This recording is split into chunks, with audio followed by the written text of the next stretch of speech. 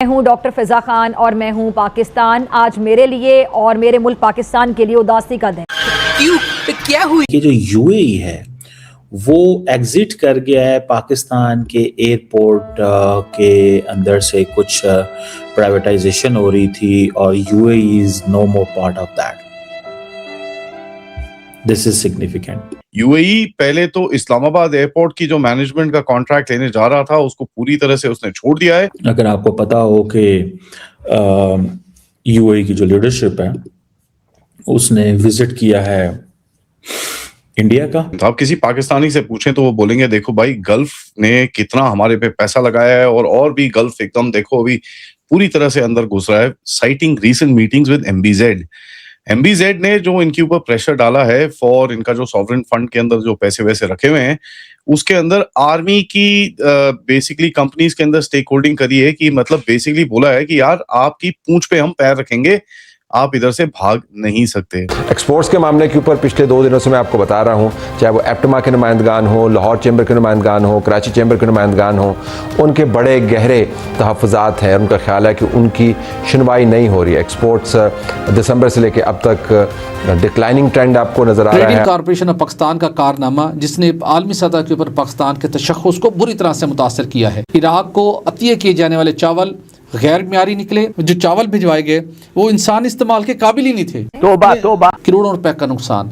गंदुम दी गई, गंदुम गैर मियारी निकली। तौबा तौबा। करोड़ों रुपए का नुकसान। 80 करोड़ 70 लाख रुपए से ज्यादा नुकसान बर्दाश्त करना पड़ा। तौबा तौबा। और वो भी रिजेक्ट होगी। वो तमाम दावे जो कि हुकूमती वज़रा पिछले कई दिनों से करते नजर आते हैं या हुकूमत के चैंपियन सहाफ़ी जो हैं वो आपको बताते हैं कि जी मुल्क में तो दूध और शहद की नहरें बह रही हैं और बिला वजह कुछ लोग जो हैं वो चीखे मारते हैं। तो उसकी जो हकीकत है उसका पोल जो है वो खुद ये रिपोर्ट जो है वो खोल रही है। पाकिस्तान पर कर्जे और वाजिबात 6,106 अरब रुपए बढ़कर रिकॉर्ड 88,000 अरब रुपए से तजावुज कर गए हैं। तौबा तौबा। मुस्तफा साहब, ये जो मुशाहिद साहब ने बात की, ये बड़ी अहम बात है कि हम वहाँ पे न सिर्फ फ़लस्तीन की बल्कि कश्मीर की भी बात कर सकेंगे। आपका क्या ख्याल है कि ये पाकिस्तान ने अच्छा फैसला किया? मेरे ख्याल से वहाँ पर कश्मीर की बात करने की बिल्कुल इजाज़त नहीं दी जाएगी। कश्मीर की वहाँ पर गुफ्तगू होना, इसकी इजाजत आपको शायद ही मिले। नहीं, हम सिर्फ इस हमें इजाजत लेने की क्या जरूरत है? हम इजाजत लिए बगैर भी बात। अगर एजेंडा चार्टर ये कहता है कि तय ही उसने करना है, आप वहां पर उठा नहीं सकेंगे तो फिर कैसे बात करेंगे? तो फिर ठीक है, हम उठ के वापस आ जाएंगे। हम उठ के वापस आ जाएंगे। हाँ? जो अपने आप को वहां पर जाने से नहीं रोक सके वो उठ के वहां से आ जाएंगे। अच्छा। अब मैं तो चाहता हूं कि भेजें, बिल्कुल भेजें और इस बोर्ड ऑफ पीस में शामिल हुए हैं, बहुत अच्छा काम किया है और इंटरनेशनल स्टेबलाइजिंग फोर्स में भी अपने लोग भेजे वहां पे और डॉलर पकड़े हैं। जब डॉलर पकड़े हैं तब सबसे ज्यादा मजा जो है वो हिंदुस्तान को आया है। तो इस तनाजुर में क्या भारत का भी फैसला सही है? भारत का देखिए, भारत ने फैसला कोई नहीं किया। भारत को इनवाइट तो किया गया था, प्राइम मिनिस्टर मोदी को भी इनवाइट किया गया था कि जी आप आइए, लेकिन प्राइम मिनिस्टर मोदी अभी सदर ट्रंप से मिलना नहीं चाहते। वो कहता है कि मैं चौथी पांचवी बड़ी इकोनॉमी हूँ दुनिया की, तो मुझे आप इस तरह, मैं पुश ओवर तो नहीं हूँ ना कि आपने जो कह दिया मैंने कर दिया।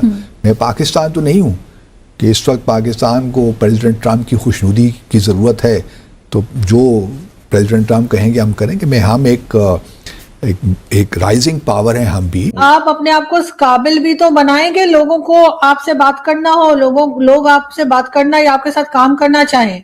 अगर आप इतने अपने आप को एक तरह से रखेंगे कि सिर्फ आप जो है वो कर्जों पे चल रहे हैं। कर्जों में इतना बड़ा इजाफा देखकर सवाल उठता है कि क्या शहबाज हुकूमत ने कर्जों के रिकॉर्ड में पीटीआई हुकूमत का भी रिकॉर्ड तोड़ दिया है?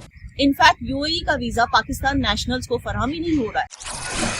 हेलो फ्रेंड, जय हिंद। हिंदुस्तान स्पेशल न्यूज में आपका स्वागत है। दोस्तों, जैसा कि आपने क्लिप में देखा, सऊदी अरब और तुर्की के साथ गलबहिया करने वाले पाकिस्तान को अब संयुक्त अरब अमीरात यानी यूएई ने बड़ा झटका दिया है। Pakistani media outlet express Tribune की रिपोर्ट के मुताबिक यूएई ने पाकिस्तान की राजधानी में स्थित इस्लामाबाद इंटरनेशनल एयरपोर्ट के मैनेजमेंट को संभालने से जुड़ी डील से दूरी बना ली है। ये डील पाकिस्तान के लिए आर्थिक और इंफ्रास्ट्रक्चर के लिहाज से काफी महत्वपूर्ण मानी जा रही थी। अबू धाबी ने अगस्त 2025 में पाकिस्तान के साथ एयरपोर्ट मैनेजमेंट को लेकर एक फ्रेमवर्क एग्रीमेंट पर सहमति जताई थी। इस समझौते के तहत यूएई की एक सरकारी या उससे जुड़ी कंपनी को इस्लामाबाद एयरपोर्ट के संचालन, प्रबंधन और आधुनिकीकरण की जिम्मेदारी दी जानी थी। पाकिस्तान सरकार को उम्मीद थी कि इस डील से न केवल विदेशी निवेश आएगा बल्कि एयरपोर्ट की कार्यक्षमता और अंतर्राष्ट्रीय मानकों के अनुसार सेवाओं में भी सुधार होगा। लेकिन अब ताज़ा जानकारी के मुताबिक यूएई ने इस प्रोजेक्ट में अपनी दिलचस्पी खो दी है। इस पूरे घटनाक्रम को और ज्यादा अहम इसलिए माना जा रहा है क्योंकि यूएई के राष्ट्रपति शेख मोहम्मद बिन जायद अल नाहयान ने इसी सप्ताह भारत का दौरा किया था। बताया जा रहा है कि ये दौरा अचानक तय हुआ था। दोस्तों, इस वक्त एक चीज डिस्कस हो रही है और वो ये है कि जो यूएई है वो एग्जिट कर गया है पाकिस्तान के एयरपोर्ट के अंदर से। कुछ प्राइवेटाइजेशन हो रही थी और UAE is no more part of that. This is significant. Why? Because recently अगर आपको पता हो कि यूएई की जो लीडरशिप है उसने विजिट किया है इंडिया का, one thing. And the second most important thing is, जिस चीज को समझना चाहिए कि इस वक्त पाकिस्तान के जो फॉरेन मिनिस्टर है वो इस वक्त अबू धाबी पहुंचे हुए हैं। क्यों? क्या कन्विंस करने जा रहे हैं या ये कहने गए हैं कि जनाब यहां से बाहर ना निकले, यहां से बाहर ना निकले? तो आप किसी पाकिस्तानी से पूछें तो वो बोलेंगे देखो भाई गल्फ ने कितना हमारे पे पैसा लगाया है और भी गल्फ एकदम देखो अभी पूरी तरह से अंदर घुस रहा है। साइटिंग रीसेंट मीटिंग्स विद एमबीजेड ने जो इनके ऊपर प्रेशर डाला है फॉर इनका जो सॉवरेन फंड के अंदर जो पैसे वैसे रखे हुए हैं उसके अंदर आर्मी की बेसिकली कंपनीज के अंदर स्टेक होल्डिंग करी है कि मतलब बेसिकली बोला है कि यार आपकी पूंछ पे हम पैर रखेंगे, आप इधर से भाग नहीं सकते। अब ऐसी ही दो चीजें हुई हैं। यूएई पहले तो इस्लामाबाद एयरपोर्ट की जो मैनेजमेंट का कॉन्ट्रैक्ट लेने जा रहा था उसको पूरी तरह से उसने छोड़ दिया है। End of course Saudi Arabia and Kuwait has dragged Pakistan into arbitration. International court of law में उन्होंने आर्बिट्रेशन के अंदर बुलाया। ये हुआ क्या सडनली, इसके ऊपर थोड़ी सी बात करते हैं। पहले बात करते हैं यूएई और इस्लामाबाद एयरपोर्ट की।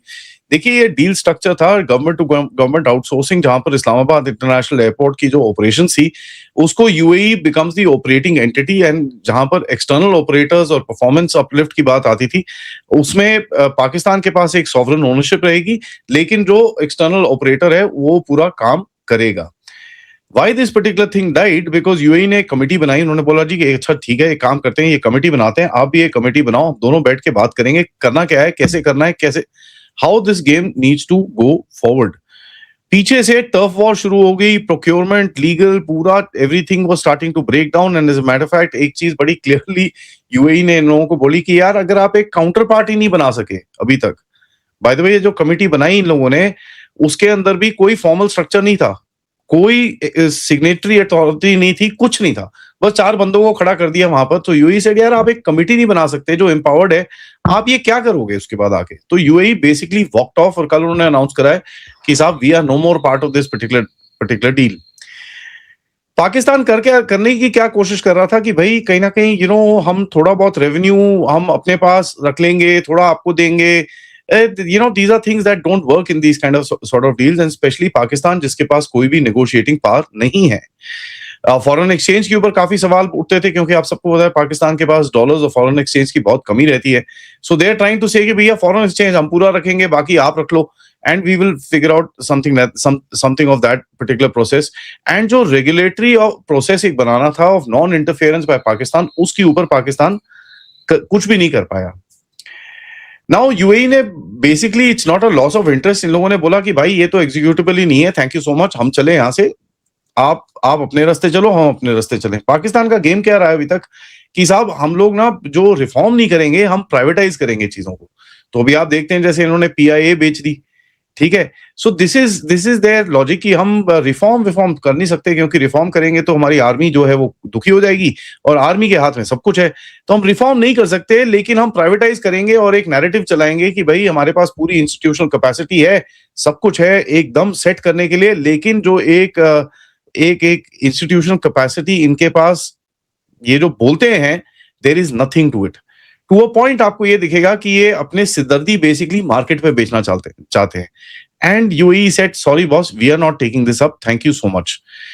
जस्ट द शेयर फैक्ट कि यूएई ने बोला इनको कि सॉवरेन डेट्स के लिए इनको जो पाकिस्तान की आर्मी फौजी जो इनकी कंपनी है उसके अंदर इनको शेयर चाहिए, that should tell you right there कि बिल्कुल भी इनका ट्रस्ट खत्म हो चुका है।